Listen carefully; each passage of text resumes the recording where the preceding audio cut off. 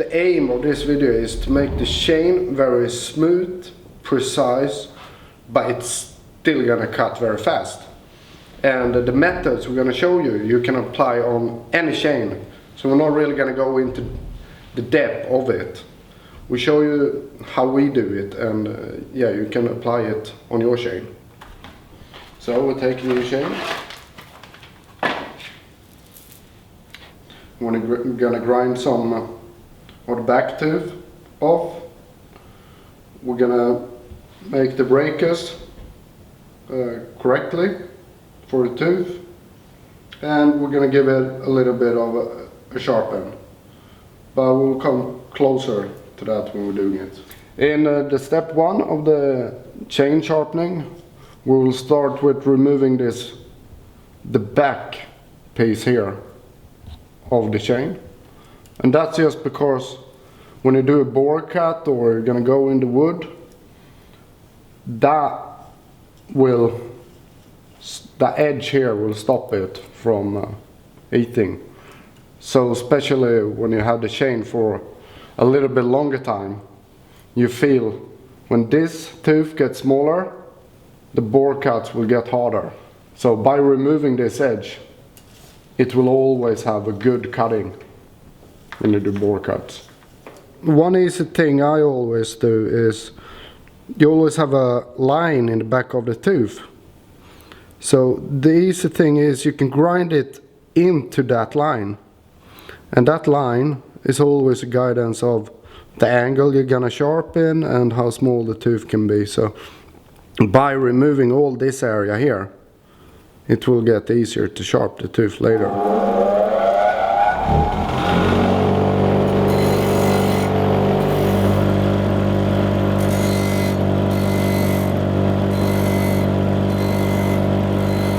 So now we made the first step by removing this back corner as we talked about. So this is 2 cutting tooths. We have removed the back corner off. And this is 2 cutting tooths that's the back corner is remaining on, that we haven't removed yet. So you can clearly see the difference between the ones. Okay, so it's many guides for the rakers that we can use. The most important thing is you have one for your specific chain, because each tooth is working individually.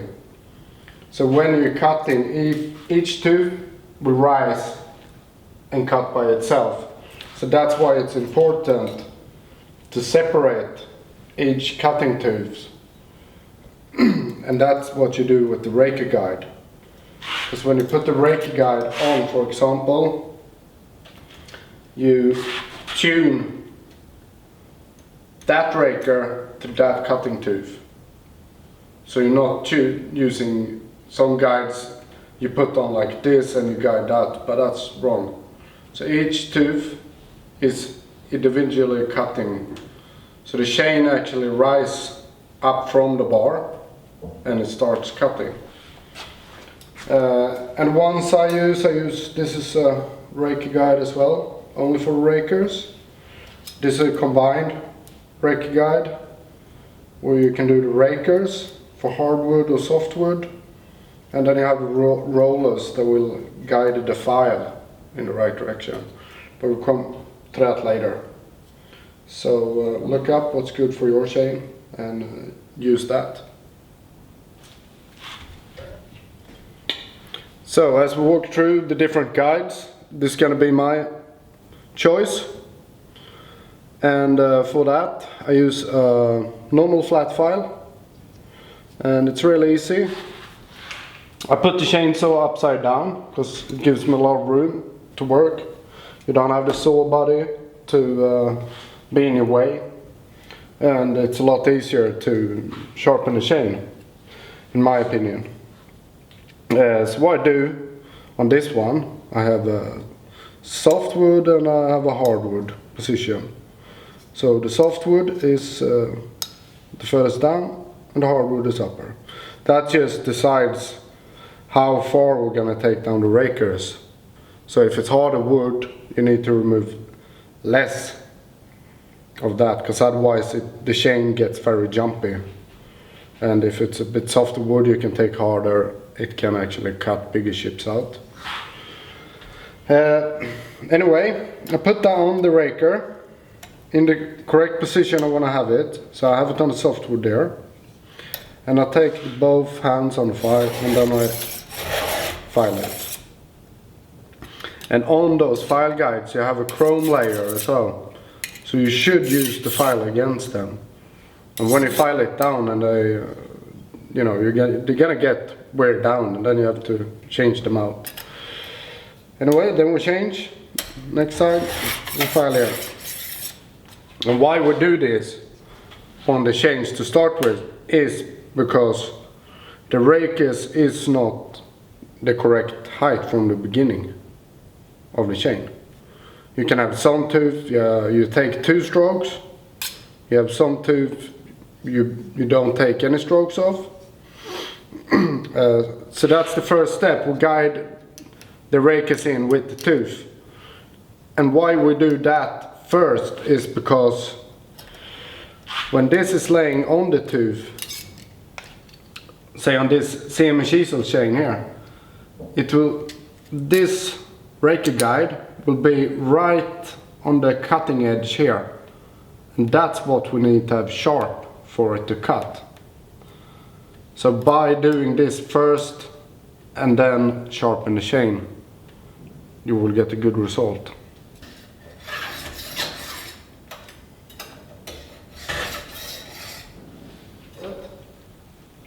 And then as well, when I'm sharpening the cutting tooth, I don't know what you call it in English, but it's a kind of a chalk that welders use for marking the hot metal.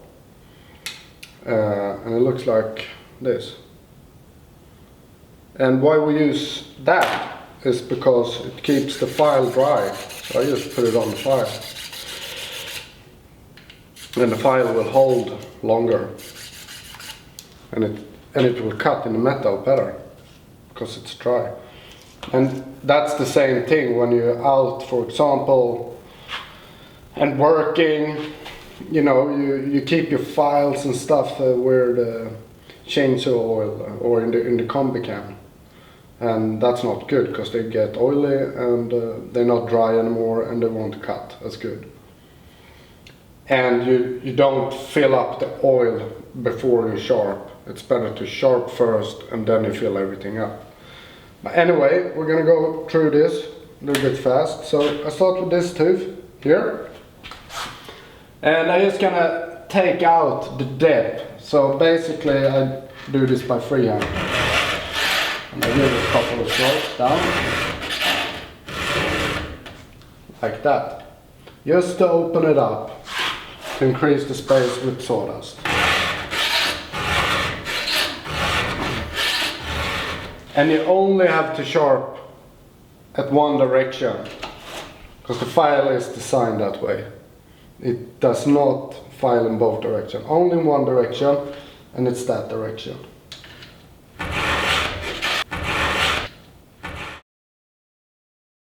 Okay, so we come to the last part of the 4 steps, and that's to sharp the cutting edge of the tooth.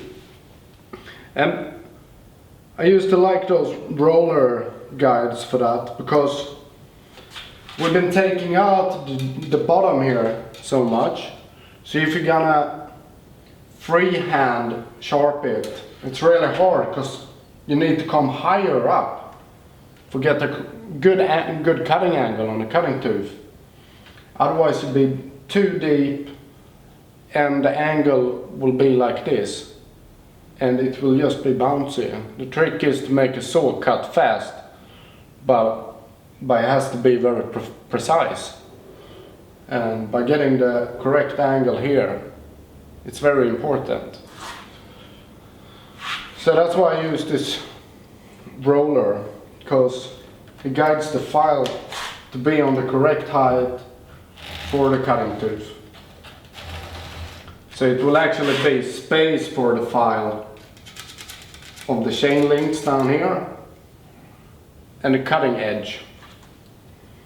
And the file guide does that automatically for me. And another thing I done here, because I want it a little bit more aggressive tooth than it says, or they recommend 8 point or 4.8 here, for example, but I've gone down in size to 4.5 millimeter, and that will make it a little bit more aggressive, but it's not a problem because it will get sharp. So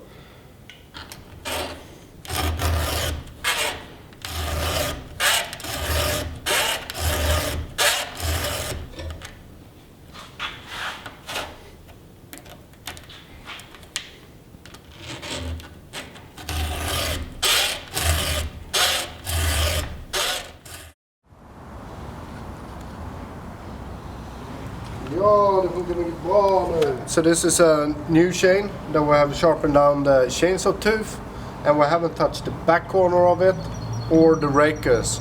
So we simulated a used chain.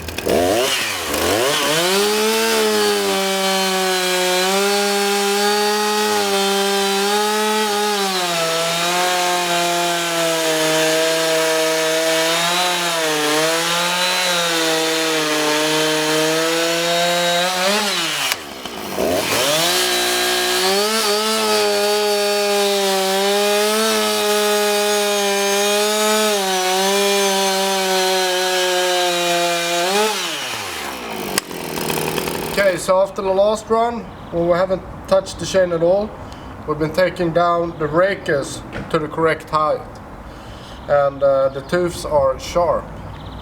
So we'll see how this works now when the rakers is down.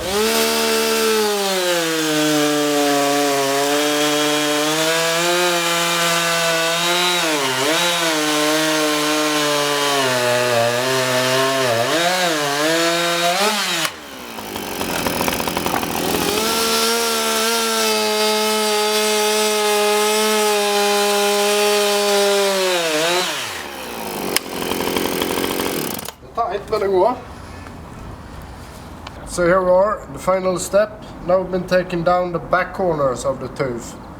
So the chain is exactly as we did in workshop, the 4 easy steps. And you will notice the most on the bore cut when we're doing that. Yeah, so let's try.